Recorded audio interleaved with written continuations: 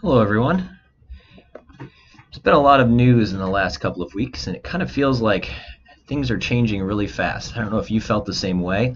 Uh, Over about a week ago, we got recommendations that all large gatherings over 250 people needed to be canceled, and then a couple days later, it turned into gatherings over 50 people, and that it was going to last for around 8 weeks. And then I think it was yesterday, the recommendations were changed to gatherings larger than 10 should be avoided, and the government hinted that those sorts of measures may need to be in place for a few months, like potentially August. And so it can be a confusing time trying to parse out all of this information and all of the news that's constantly breaking, and also understanding the rationale as to why these sort of extreme measures are being taken.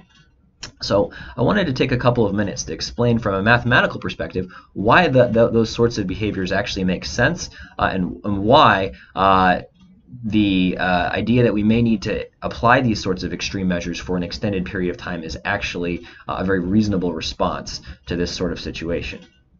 All right, so in a previous video, I introduced a model where we had people in 4 categories. There were people who were susceptible to the virus, people who are infected with the virus, people who have recovered from the virus, and people who have died from the virus. And you can map out how people change from one state to the next, as I've shown here. So you notice at the beginning, everyone's going to start out as susceptible because, as far as we know, humans don't have any built-in immunity to this novel coronavirus. And when someone who is susceptible interacts with someone who's infected, there's some chance that the susceptible person will contract the virus, and they will join the infected category instead. So that's why we have an arrow pointing from the S to the I.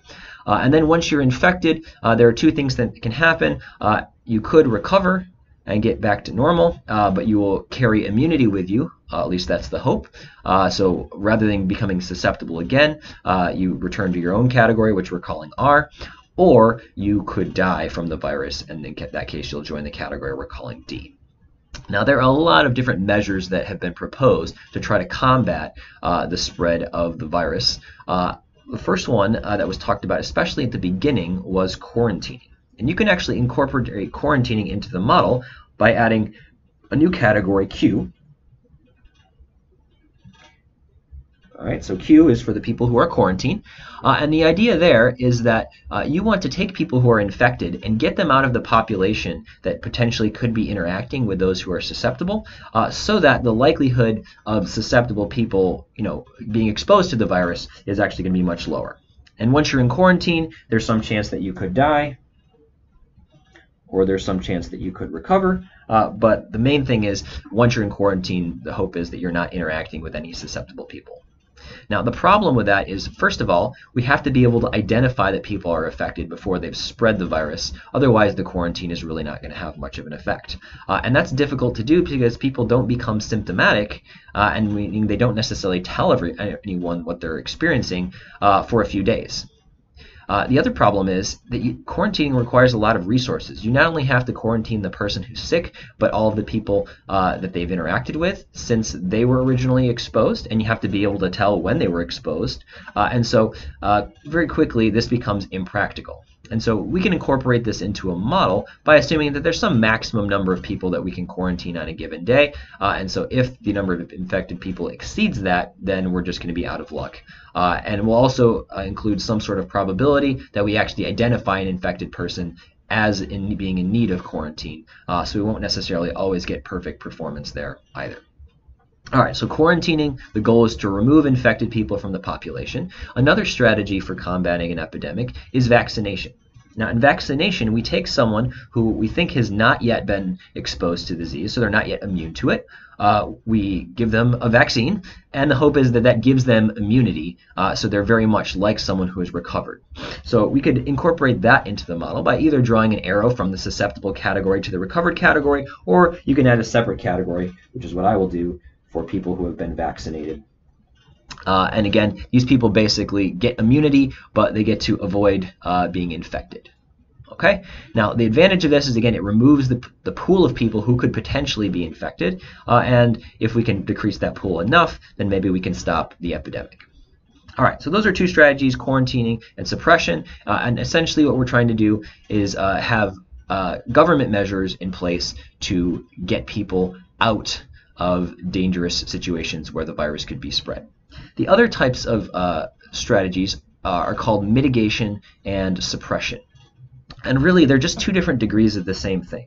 The way that the virus spreads is by susceptible people and infected people interacting. So if you want to stop its spread, well, logically speaking, what we should do is we should decrease the likelihood that those types of people have the types of interactions that spread the virus. And in mitigation, typically those measures are somewhat mild. They're things like let's recommend that people who are vulnerable to having complications isolate themselves. So in this case, it would be the people who are elderly or have some sort of lung condition. And then also you can recommend that people wash their hands to decrease the likelihood that the virus transfers. And essentially what you're trying to do there is diminish or break this connection between S and I. In suppression, basically you take those measures to an extreme and you incorporate things like social distancing, where you try to get everybody, not just the people who are extremely vulnerable to the virus, to reduce their contact with other people. And the hope is that by taking those more dramatic measures, you can slow the spread even more dramatically. And the major concern here is that we don't want to overload the healthcare system. So if too many people are sick at the same time, then the hospitals will be unable to cope with the demand, and that's just not going to be a pretty situation. So researchers are often trying to create predictions about how this is going to spread in order to determine, first of all, what types of measures are actually necessary and whether those measures will be sufficient to reduce the spread or slow the spread enough that we will be able to actually handle the infections that actually do occur. Unfortunately, some recent reports have suggested that the very mild responses are not likely to be effective. So there was a report out of the Imperial College of London that suggested that mitigation strategies like the ones that the US and the UK were adopting early on were unlikely to be sufficient to prevent the healthcare system from being overloaded, and so they recommended suppression measures be taken. And I don't know if that's the reason why, but not soon after, both the UK and the US adopted new recommendations for how people should respond to the epidemic, and the timeline for how long those measures were going to be in place also was extended dramatically. So what I want to do now is take a look at a mathematical model to help us understand what it is that these different measures do to an epidemic. All right, so let me see if we can get that up. All right, and by the way, the code to run this model is actually available on my GitHub page. I'll post a link in the caption here, and if you'd like to play around for the model for yourself, please feel free to do so. But to get started, you need to actually run the model. So if you go up here to the kernel menu and you click Restart and Run All, it'll actually run a simulation. And there's some explanation provided in here. I won't repeat all of it since we've already talked through that, but you are welcome to read through that if you want more details on what's actually happening behind the scenes here. All right, so currently we've got a plot, and what it's displaying is the number of people who get infected. That's the red curve, and the red curve is showing how many people are infected at any given point in time. The yellow is keeping track of the total number of people who have been infected thus far. All right, so those are the two main things we're going to focus at. In fact, we're primarily going to focus on the red, but you'll notice there's also a black curve here, which is the people who have died, and then you can't even see it right now, but there are two curves along the horizontal axis, which are magenta and cyan, which will represent the people who have been quarantined and those who've been vaccinated. And at the moment, there is no vaccination, there is no quarantine, and there's no mitigation or suppression. All right, so let's talk about quarantining first of all. Remember, the goal of quarantining is to remove infected people from the population so that we can prevent them from exposing susceptible people. So let's start by setting the time at which we're going to adopt these quarantine measures. So here I've got a population of around 10,000 people, so it's a small town much like Hillsdale where I live. And let's suppose that the first case is introduced at time 0, and then after 10 days we realize there's an outbreak happening, and so we start to adopt some measures. Okay, and so we'll put a little black line there indicating where the measures are adopted. And by the way, the simulation involves some randomization, and so you may notice slight changes in the curve when I change the parameters, but the rough shape should be the same. All right, so at the moment we're not quarantining everyone because I've set the detection probability to 0. So there's no chance that we identify people who are actually infected for quarantine. So let's see what happens as we change that parameter. So now we're going to say we can detect infected people let's say we'll start small. How about 25% of the time?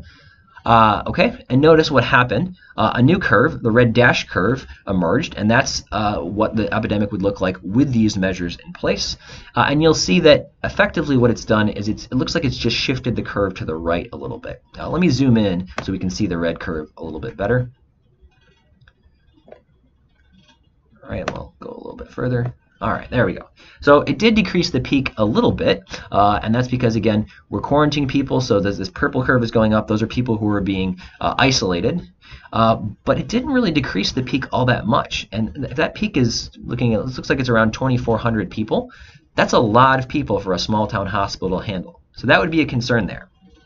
All right, so let's assume that we get better at detecting whether people are actually in need of quarantine. And so we'll increase this parameter a little bit further. And notice still not much of an effect on the peak. Once we get to around 50%, it's starting to become a little more substantial. But you're going to notice that as I increase it, at some point, boom, suddenly the red dash curve almost disappeared. In fact, you can actually see it. It's in this corner right there. And what happened is, in the early stages, we managed to quarantine everybody who was infected. And so by removing them from the population, there was no one left to spread it. And so we've contained the outbreak.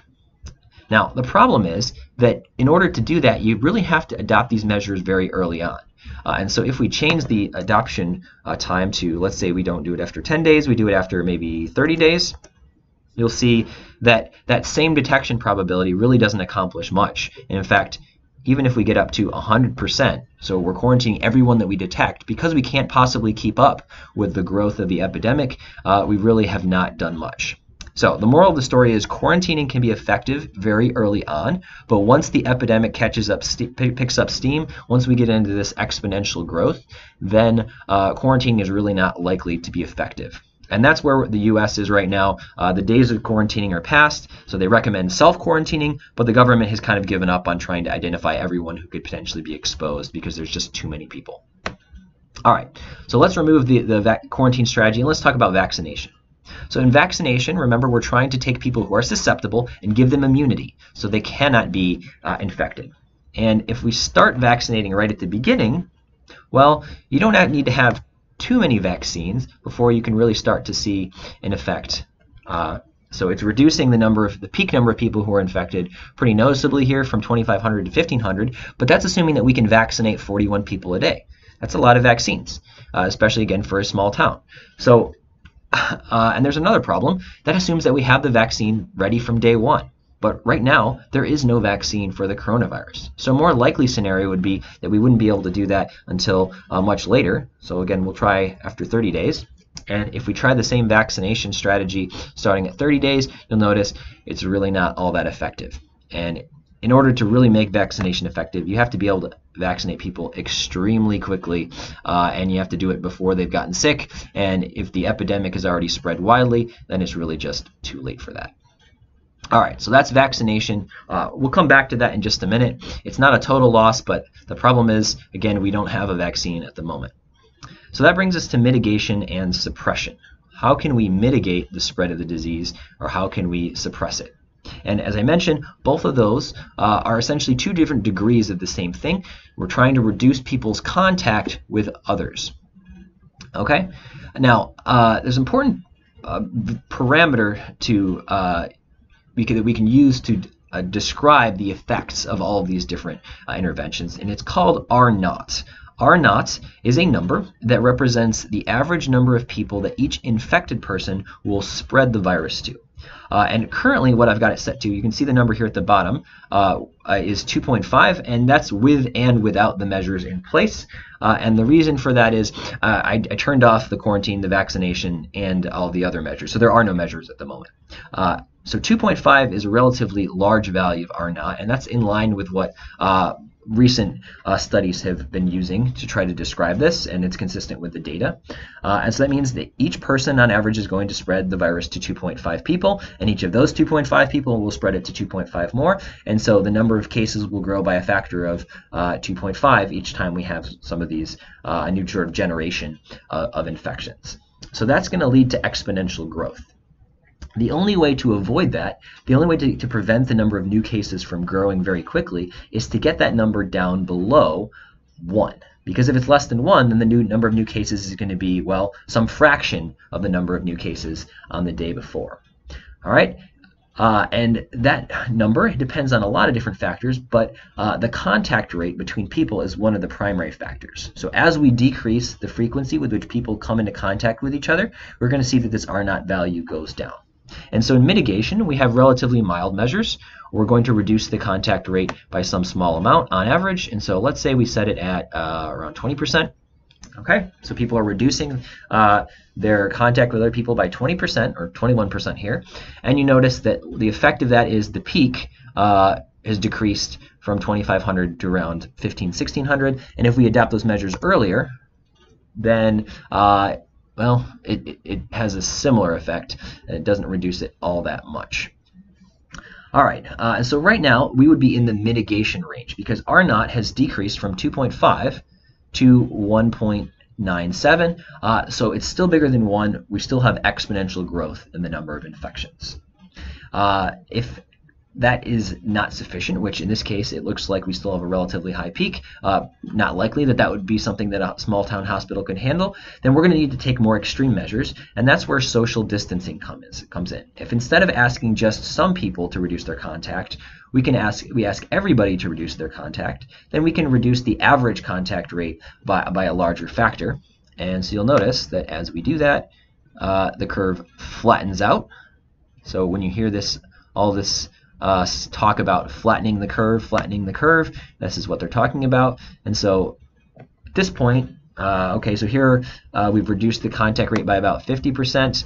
You'll notice the R0 value is down to around 1.2, so it's been cut in half, and the curve is much flatter, which it's still a lot of people getting sick, but it's happening over a larger time frame, which is going to give the medical care facilities more time to actually cope with the load.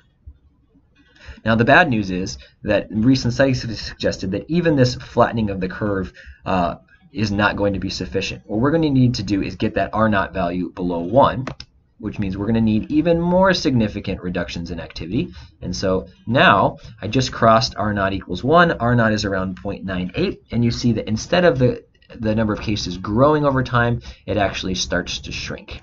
And so that is where we've reduced our contact so much that people are not spreading it very often, and so the epidemic dies out.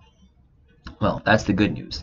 The bad news is that if we don't leave those measures in place for an extended period of time, it's not going to completely solve the problem.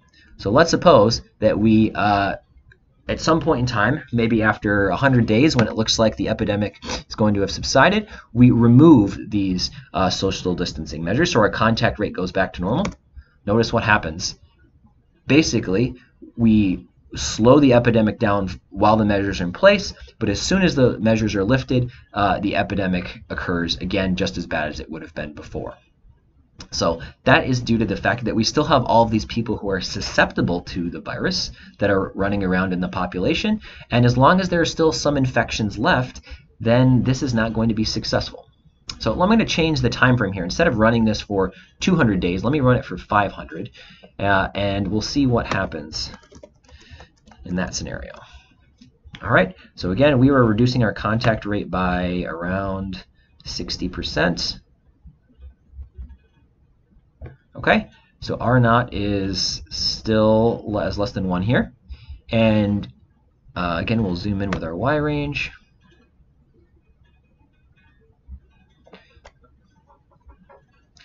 Okay, all right, so we've got this peak.